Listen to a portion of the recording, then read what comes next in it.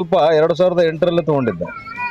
ಏನ್ ಈ ಕ್ಷೇತ್ರದ ಜನ ನಮ್ಮ ತಂದೆಯವರಿಗೆ 6 ಬಾರಿ ಏನ್ ಶಾಸಕರು ಮಾಡ್ಯಾರ, ಬಹಳ ಅವರು ನಿಸ್ವಾರ್ಥ, ನಮ್ಮ ಜನನು ಬಹಳ ನಿಸ್ವಾರ್ಥವಾಗಿ ಅವ್ರ ಅಭಿವೃದ್ಧಿ ಕೆಲಸ ಅಂತೂ ನೋಡ್ಯಾರ. ನೀರಾವರಿ ಯಾವ ರೀತಿ ಮಾಡ್ಯಾರ, ರೋಡ್ ಕ್ರಾಂತಿ ಏನ್ ಮಾಡ್ಯಾರ, ಅದೆಲ್ಲರೂ ಅದು ಎರಡನೇ ಮಾತು.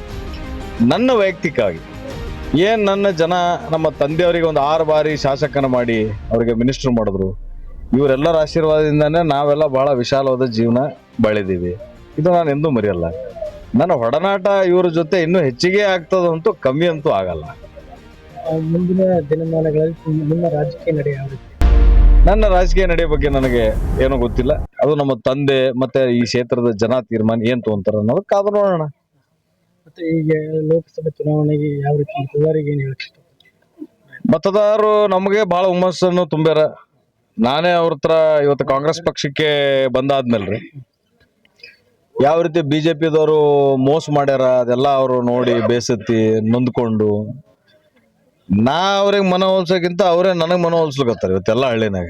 ನೀವೇನೋ ಕಾಳಜಿ ಮಾಡ್ಬಿಡ್ರಿ, ನಾವು ನಿಮ್ಮ ತಂದೆಯವರು ಮತ್ತು ನಿಮ್ಮ ತಾತ ಶ್ರೀ ವೆಂಕಯ್ಯ ಗುತ್ತೇರವ್ರ ಅಭಿಮಾನಿಗಳು ಇರೋದ್ರಿಂದ ನಮ್ಮ ನಿರ್ಧಾರಕ್ಕೆ ತಾವು ಭದ್ರವಾಗಿ ಕಾಂಗ್ರೆಸ್ಸಿಗೆ ಹೋಗಿರಿ. ನಾವು ಹೇಳಿದ್ದು ನೀವೇನೋ ಕಾಳಜಿ ಮಾಡ್ಬಿಡ್ರಿ ಸರ್, ನಾವು ಬರ್ತೀವಿ ಅಂತ. ಆಮೇಲೆ ನಿಮಗೆ ನಿಜವಾಗ್ಲೂ ಹೇಳ್ತೀನಿ,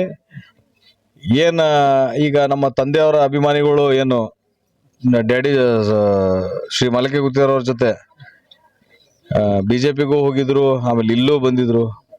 ಅವರೆಲ್ಲ ನಾವು ಮನಸ್ಸು ಗೆದ್ದಿ ನಮಗೆ ಆಶೀರ್ವಾದ ಮಾಡೋ ಅಂತ ಜನ. ಇವ್ರು ಯಾವುದು ರೊಕ್ಕ ರೂಪಾಯಿ ದಾರು ಪೀರು ನೋಡೋ ಮಂದಿ ಅಲ್ಲ. ಇದು ಯಾಕೆ ಹೇಳಕತ್ತೀನಂತ ತಾವು ಅರ್ಥ ಮಾಡ್ಕೋರಿ. ಎದುರಾಳಿಗಳಿಗೆ ನನ್ನ ಚಾಲೆಂಜ್ ಅದ, ನೀವು ಬರೀ ಮನಸ್ಸು ಗೆದ್ದಕ್ಕೆ ಸಂಖ್ಯೆ ಓಟು ತೊಗೊಂಡು ತೋರಿಸ್ರಿ, ನಿಮ್ಮ ಎಲ್ಲ ಅಸ್ತ್ರಗಳು ಬಿಟ್ಟಕ್ಕೆ ಸಂಖ್ಯೆ ತೊಳೋದು ಬಿಡ್ರಿ ಜರ.